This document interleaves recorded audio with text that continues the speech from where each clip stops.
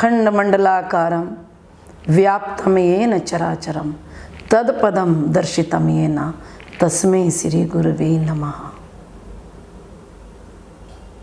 ऐसे गुरु जो अखंड है, मंडल में विचरण कर रहे हैं। गुरु का हमारे जीवन में कितना बड़ा महत्व है। एक बार की बात है, राजा भगीरथ जिन्होंने तप करके पृथ्वी पर गंगा को लेकर आए थे, वो राजा भगीरथ। राजा भगीरथ के गुरु का नाम है त्रितल। बड़े ही प्रसिद्ध, बड़े तपस्वी संत हुए हैं गुरु त्रितल। एक बार राजा भगीरथ गुरु पूर्णिमा के अवसर पर अपने गुरुदेव के कोमल चरणों की सेवा करने के लिए पहाड़ों के किनारे पर बसा हुआ बड़ा ही रमणीय आश्रम था, वहां पहुंचे।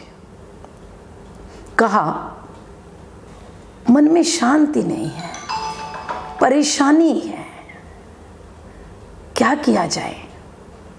तो गुरु ने कहा, तुम उस परमपिता परमात्मा की सत्ता का अनुभव क्यों नहीं करते? उस परमपिता परमात्मा से एक बार मिलकर तो देखो।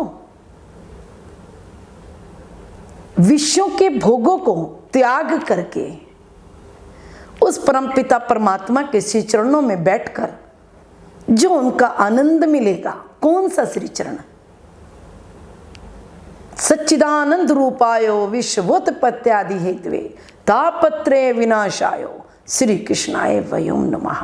जो इस जगत की उत्पत्ति करता है, किसको कैसे रहना है उसकी स्थिति बनाता है, और कब वो अंत समय में ताप करता बन जाता है, उसको लय में ले आता है, विलय कर देता है। जो जन्म देता है, पालता है, और अंत समय में अपने ही शरीर पर उसको मल लेता है। उस परमपिता परमात्मा की सत्ता, सुख होने पर भी उसको कभी दुख का अनुभव नहीं होता। दुख है वो जानता ही नहीं। वो दुख के समय में भी सुख का अनुभव करता है, और सुख में भी वैसे ही रहता है। वो दुख से सुख से बहुत परे है। उस परमपिता की सत्ता न्यारी है, अलग है। भगवान श्री कृष्ण जब 18,000 महिलाओं के, अपनी रानियों के साथ में जब वो विश्राम करते थे, उनके साथ चौसर खेलते थे, तब वो परमानंद में थे। और जिस समय द्वारिका जल में डूब रही थी, तब भी वो परमानंद में थे। और जब उनके पुत्रों को काल ने अपना निवाला बना लिया, तब भी वो परमानंद में थे। जब यदुवंशियों का नाश हो रहा था, तब भी वो परमानंद में थे।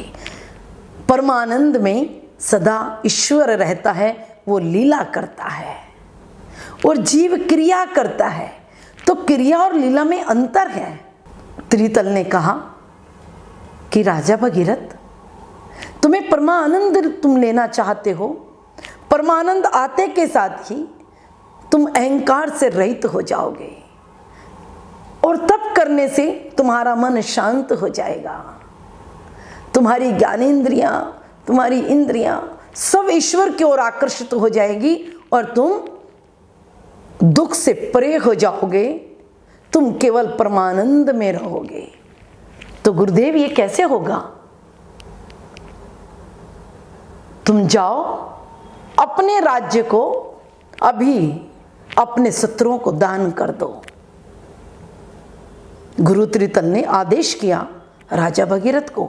भगीरथ उठे, राज्य में गए, और उन्होंने अपना राजपाट यूं ही शत्रुओं के हवाले करके और एक लंगोट लगाकर वहां से निकल आए। काफी वर्षों तक परमात्मा के ध्यान में मग्न रहे। एक दिन घूमते फिरते राजा भगीरथ अपने राज्य में चले जाते हैं। कुछ लोग उन्हें पहचान लेते हैं, कि राजा भगीरथ हैं। उन्हें आग्रह करते, शत्रु भी दंडवत प्रणाम करके आग्रह करते हैं कि प्रभु हमसे राजपाट नहीं चल रहा है। प्रजा भी आकर के चरणों में बैठ जाती है, हमसे राजपाट में उतना सुख का अनुभव नहीं है, हम इतनी कृपा चाहते हैं कि पुनः राज आप संभाल लें। राजा भगीरथ ने आराम से बातों को सुनते रहे और भिक्षाटन लिया और भिक्षाटन लेकर के वापस चले गए। और कुछ समय के पश्चात गुरुदेव के कहने पर अपने एक राज्य के राजा का देहांत हो गया और प्रजा त्रितल जी के सामने उपस्थित हुई कि आपके पास एक कुशल शासक है, अगर आप हमें दे देंगे तो हमारा राजपाट अच्छे से चलेगा। और गुरुदेव के कहने से राजा भगीरथ ने पुनः, तपस्वी भगीरथ ने पुनः राजपाट संभाला। तो ऐसे गुरु और ऐसे शिष्य जब जीवन में एक दूसरे के पास साथ अंगीकार हो जाते हैं, एक दूसरे का अपरोक्ष साक्षात्कार हो जाता है, जब गुरु में शिष्य का विलय हो जाता है और शिष्य का गुरु में विलय हो जाता है, तो गुरु शिष्य को अपने जैसा बना देता है। ओम शांति शांति शांति।